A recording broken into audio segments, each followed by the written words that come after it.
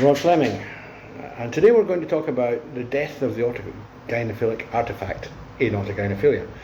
But before we do that, please like and share the video. Click on one of my funding links. You know, there's Patreon, there's GoFundMe, there's Ko-Fi, there's Buy Me a Coffee, PayPal. All of these you can use to send me a little something. It'll be much appreciated and we need it. I want to look today a little bit into the issue of the destruction of the autogynephilic artifact. Now, I have discussed this a little bit in the past, and I got interested in this because I was talking to a number of adolescent transitioning autogynephiles who were also principally behavioral and interpersonal, right? And they were extremely, they're not only just very passing women, they are passing women. Perhaps rather tall. One of them isn't. One of them is not just, you wouldn't believe she's AGP, you know. She wouldn't believe she's not a woman. Well, she is a woman, you know what I mean. You wouldn't believe she's trans. And I found this quite interesting because I want to see how, what is happening here, you know. Because they seem to have moved on from this constant conflict that exists between the host and the AGP artifact. And I've talked a little bit about Eddie Izzard and how possibly he's managed to succumb completely to his artifact. In some cases in adolescent transition, it appears that the artifact can develop very, very quickly, in a matter of weeks. And within maybe a couple of years, it's actually taken over. It's dominant over the male host. And at that point, some people simply say, right, what I'm going to do, I'm not going to fight it. I'm going to kill the host. I'm going to get rid of it. And I will allow the artifact to completely take over. And this sounds really strange, I know, because for me that would be, I mean, I couldn't do that. You know, that's something that I could not do personally. But I have to respect the people who can, because, you know, that's their life, not mine. And I have to say that in the first place, they make far more, you know, they're a lot easier to get on with. Your typical elderly onset, that's anybody over the age of 30 basically, AGP is extremely difficult to handle. I mean, the fact is that they have socialized completely as men. And they've often socialized as very masculine, aggressive men. They've maybe been military, they've maybe been company CEOs, they've maybe, you know, there'll have been a real masculine background to them usually. So they're very hard to argue with, and they're brutal. They're brutal and ruthless. Look at Andrea James. I mean, that person is not a nice person. I'm sorry, just ain't. And she doesn't care a damn. You know, what she says about others. She's the one who, or one of the ones who tried to get Mike Bailey fired for publishing a book about that discussed somebody else's ideas, accused of all sorts of horrible things, you know. These are not nice people. But the adolescent transition ones seem to be much more reasonable. Not all, but some seem to be much more reasonable. They're certainly easier to communicate with.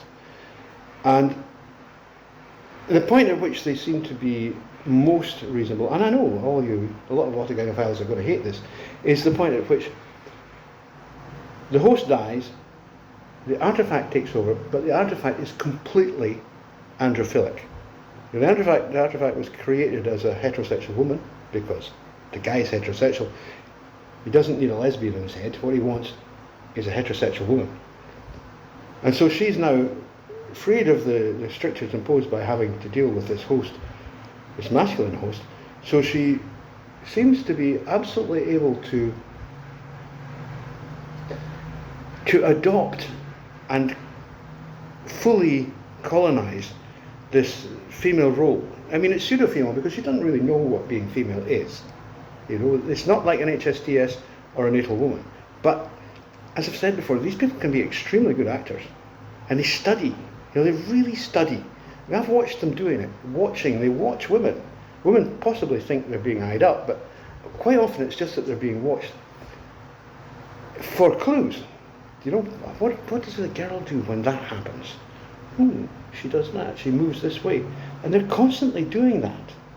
And if they start that, when they're sort of 14, 15, 16, which is what happens here, then by the time they're 20, and they start the hormones at the same time, the time they get to 20, these are very attractive women. They look really good. They might be tall, but they'll be pretty striking. And if they have nice faces, and often they do, especially, the hormones will help to soften with that anyway. They're very striking, and they get affirmation. Affirmation is really, really important to AGPs because they kind of live on it. If you affirm an AGP, that makes her stronger, That makes the artifact stronger.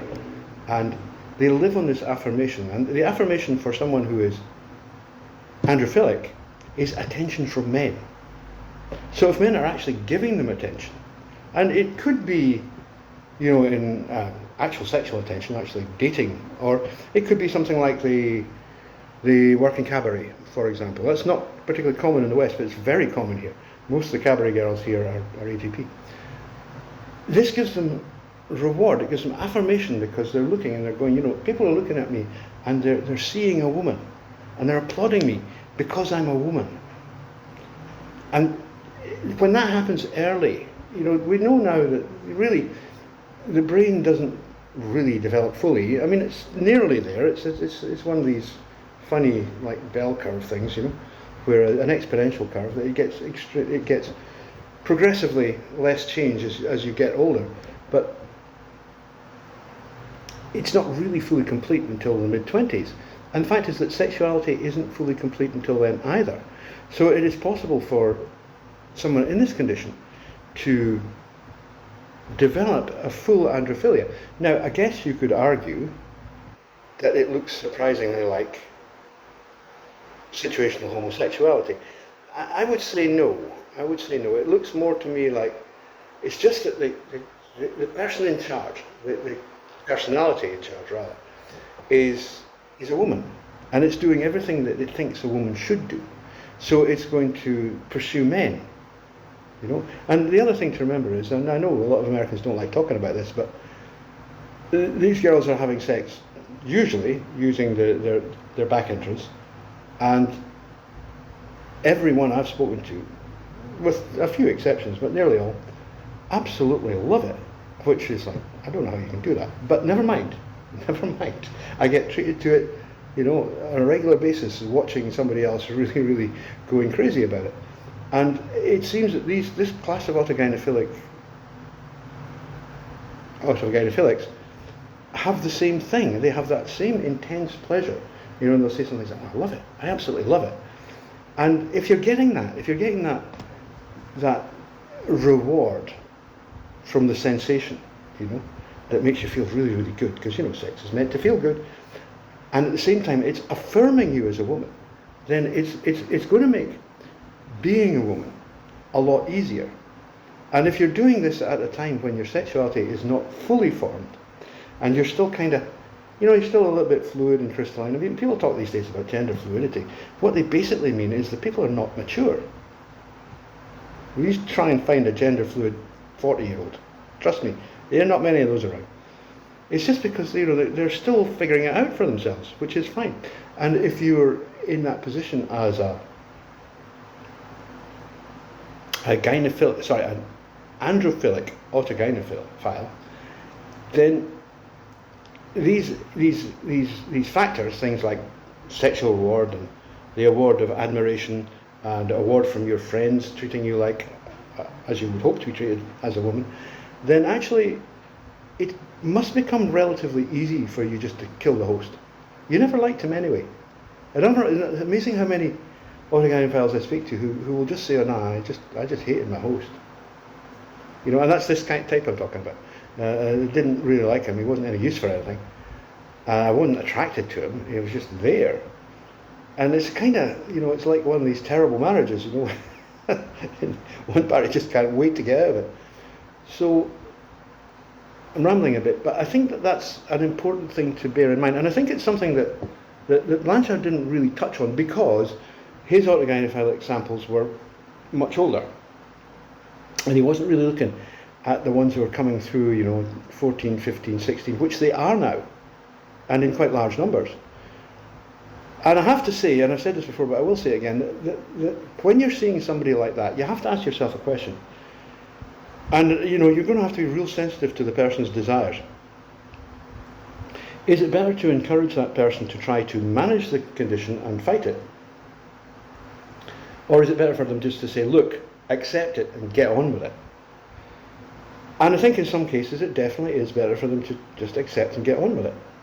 And the thing is that as long as no surgery is involved, and I'm very, very ambivalent about surgery. I think for HSDS, yeah, maybe. But for autogynephiles, no. I don't really see this as a good idea. If there's been no surgery, then people can detransition when they're 35 or 40 and just turn back into men. And the chances are they will still be fertile. That's the truth.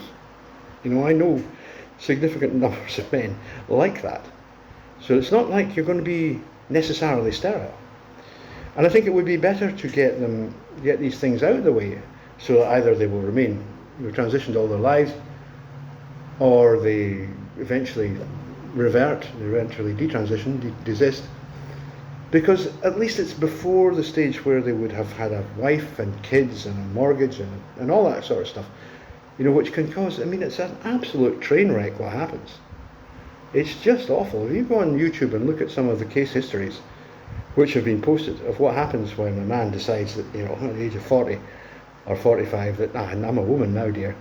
And you see women in a terrible state. They're in shock. And the kids are in shock. The whole thing is falling apart because of this.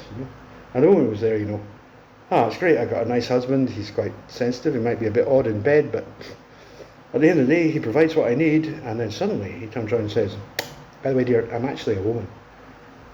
And her life is turned upside down. I don't think that's fair to do that to another human being. So I would rather encourage them to the young age to say, well, if that's what you really want to do, go for it. I would always say, don't bother with the TRS. Just be intact. Most of the world's trans women are intact. Most of the world's most beautiful trans women are walking around with dicks on. Trust me, believe me, they are. It just doesn't get in their way. And that's the way you should be. Okay, thank you. That's all for this afternoon. Bye-bye.